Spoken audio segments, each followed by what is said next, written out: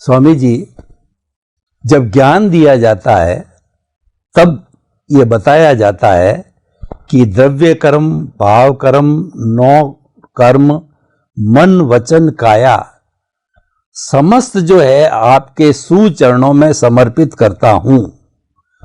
तो इसके पीछे हालांकि आप जो कहते हैं कि no ownership, no doership, no blame और नो क्लेम की बात आती है, लेकिन हम इसको अध्यात्म विज्ञान की दृष्टि से समझना चाहते हैं कि इसका क्या आशय है, ऐसा वो मुख्य रूप से क्यों बताया जाता है। हालांकि ये इस बात से ये लगता है कि समर्पण है, लेकिन ये समर्पण को आप अच्छी तरह से समझावें, क्योंकि ये एक ज्ञान लेने वाले व्यक्ति को, और जो आप साइंटिस्ट बनाओगे उसको ये बात बहुत अच्छी तरह से हृदयंगम होनी चाहिए।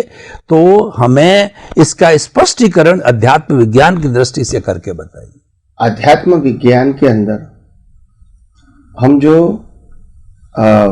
मूल बात करना चाहते हैं कि आपका जो मूल प्रश्न है वो द्रव्य कर्म, भाव कर्म, 9 कर्म, इनको जो समर्पित करना है, जो एक परंपरा होती है कि द्रव्य कर्म, भाव कर्म, 9 कर्म, नाम और नाम की माया समर्पित कर देते हैं, तो क्या इससे सही मायने में समर्पित हो सकता है? ये तो भाव की समर्पितता है, न ही कोई ज्ञानी पुरुष उनको रिसीव करता है और न ही कोई व्यक्ति उनको रिसीव कर सकता है। हमारा मन वचन काया कुदरत का था, कुदरत का है और कुदरत का रहेगा। और ये जो 9 कर्म है वो भी कुदरत का था, कुदरत का है और कुदरत का रहेगा। तो समर्पित करने का मतलब होता है कर्ता भाव और मालिकी भाव को त्याग देना, उसका नाम समर्पण है।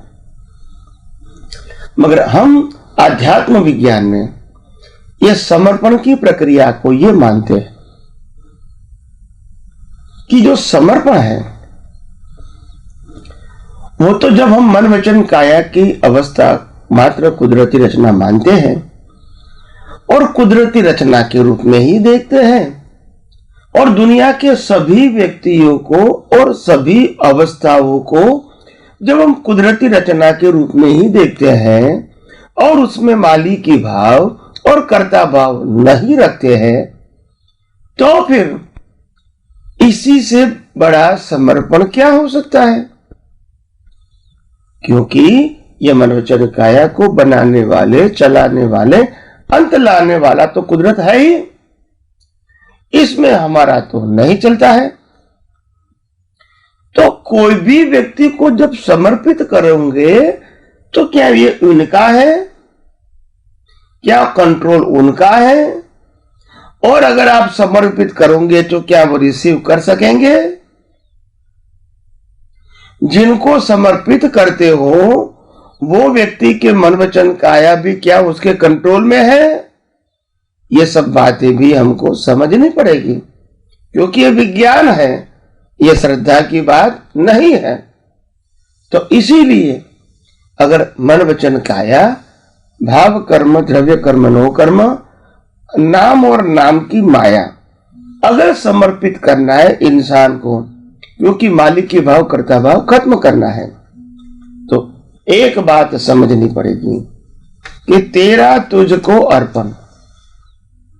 ये मन वचन काया किसका है? कुदरत का है।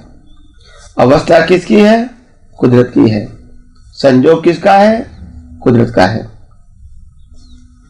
तो जब कुदरत का है और कुदरत को ही समर्पित करते हैं, तो उसमें कौन सी दो राय है? वैसे भी मन वचन काया और उनकी अवस्था कुदरत ने दिया है, और लास्ट में मन वचन काया और अवस्था कुदरत के पास ही रहेगी, हमारे पास नहीं रहेगी। ये सनातन सत्य हम सब जानते हैं, ये कोई नई बात नहीं है। और इसीलिए किसी को समर्पित करना या कोई भगवान, टाइटल रूपी भगवान को भी समर्पित करना, वो श्रद्धा की बात हो सकती है, हम इसमें मना नहीं करेंगे। मगर सिद्धांत के रूप में ये मन वचन काया और अवस्थाएं कुदरत की थी, है और रहेगी। और हमको अगर भाव समर्पित करना है, भाव से समर्पित करना है, तो कुदरत को ही करना है, ताकि फिर हमारी मन वचन काया की मालिकी न रहे, मन वचन काया की अवस्था की मालिकी न रहे, और मन वचन काया की अवस्था में कर्ता भाव भी न रहे। ऐसे दुनिया के कोई भी व्यक्ति के मन वचन काया में मालिकी भाव और कर्ता भाव हमारी दृष्टि में से खत्म हो जाएगा। और यही आध्यात्म विज्ञान हमको बताना चाहते हैं कि आखिर ये मन वचन काया का अगर समर्पण करना है तो कुदरत को ही करना चाहिए, क्योंकि कुदरत का ही है, चला भी कुदरत ही रही है, कंट्रोलर कुदरत ही है, मालिक कुदरत ही है, करवाती कुदरत ही है। तो फिर कुदरत को समर्पित करने में, भाव समर्पित करने में कोई क्वेश्चन नहीं होना चाहिए। तो आइए हम सब यही आध्यात्म विज्ञान को और आगे समझने की यथार्थ रूप से कोशिश करें।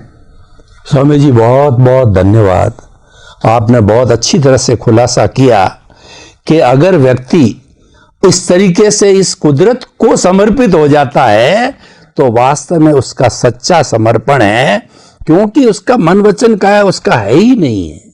और उसकी अवस्था जितनी सब संचालक, ऑपरेटर, क्रिएटर और डिस्ट्रॉयर स्वयं जो कुदरत है। यानी समर्पण भाव जो मैंने प्रश्न किया था, यानी हमें कुदरत को समर्पित होना है।